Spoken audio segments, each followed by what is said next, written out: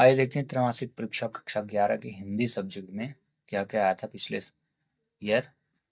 ये 32 नंबर का ऑब्जेक्टिव था। 6 से 15 में 10 अंक के थे। 16 से 19 4 अंक, पूर्णांक 80 का था। देख लें 20 से 23 कुल 4, यानी टोटल कहा जाए कि 23 क्वेश्चन आए थे।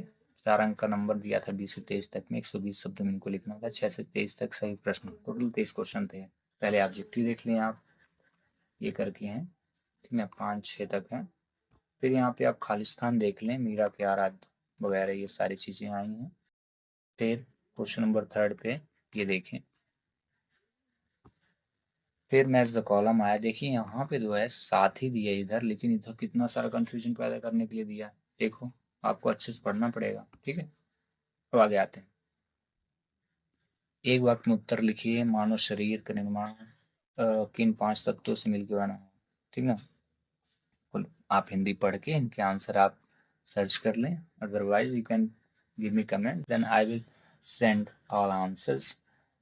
यहाँ पे क्वेश्चन नंबर 6 में 2 कवियों के नाम, छायावत 2 कवियों के नाम। मीरा कृष्ण उपासक किस रूप में करती थी, ठीक ना। कबीर की दृष्टि से एक उदाहरण। ये प्रबंध का मतलब क्या, ये आपको व्याकरण दे दिया, 2 महाकाव्य के नाम दे दिया, प्रसाद गुण, व्यंजना, शक्ति, हिंदी। इंपॉर्टेंट क्वेश्चन, सब इंपॉर्टेंट। रेखा और संस्मरण में अंतर दिया, ठीक है। नानाबाई किसे कहते हैं, निपात। इंपॉर्टेंट क्वेश्चन, वेरी इंपॉर्टेंट, ठीक ना। 9th में भी आया ये क्वेश्चन। अब ये अंग्रेजी का प्रश्न पत्र बहुत कठिन है। नकारात्मक तो कठिन है तो नहीं है, अंग्रेजी का प्रश्न पत्र कठिन नहीं है, खत्म। झूठ नहीं बोलता, संकेत वाचक, ठीक ना। बनाना, ईमानदार व्यक्ति कभी झूठ नहीं बोलता, वही बात, संकेत करना है, ठीक है। संकेत वाचक वाक्य बनाने हैं इसमें, इसमें नकारात्मक बनाना है। इसमें बना दे वो ईमानदार व्यक्ति है जो झूठ नहीं बोलता, संकेत करके बताना है, ठीक ना। वाक्य को शुद्ध करना। लक्ष्मीबाई तेजस्वी नारी थी, रामचरितमानस श्रेष्ठतम ग्रंथ है, तो ये सबसे श्रेष्ठ दोनों साथ नहीं आएगा, क्रेडिट कर ले। मुहावरे को वाक्य में प्रयोग, हृदय में सूल उड़ना, इज्जत धूल में मिलना। फिर विशेषताएं, 2 ठो लता मंगेशकर की, चित्र पर संगीत में 2 अंतर आया था। जनसंचार माध्यम के 2 उद्देश्य, माध्यमों के नाम कौन कौन से हैं।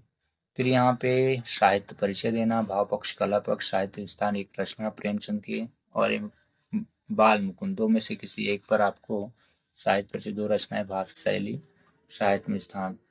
आगे चलते हैं, भाव विस्तार कीजिए कोई किसी एक पे। फिर इसको पैसेज को पढ़ना है, देन इसका आंसर देना है आपको। देख लो पैसेज, ठीक ना, आप आराम से बता देंगे। संदर्भ प्रसंग आपको व्याख्या करना है। क्वेश्चन नंबर 20 पे देख लो, मेरे तो गिरधर गोपाल दूसरों ना कोई, जाके श्री मोर मुकुट मेरो पद सोई, छड़ी दई कुल की कहानी कहाँ करिटे कोई, संतन ठीक है बैठी बैठे लोक लाज कोई।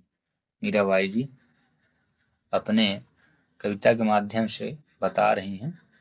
इसमें भी सुंदर प्रसंग व्याख्या करना, वो कवि के थ्रू है, ये लेखक के थ्रू है, तो आप इनको पढ़ लें, ठीक है।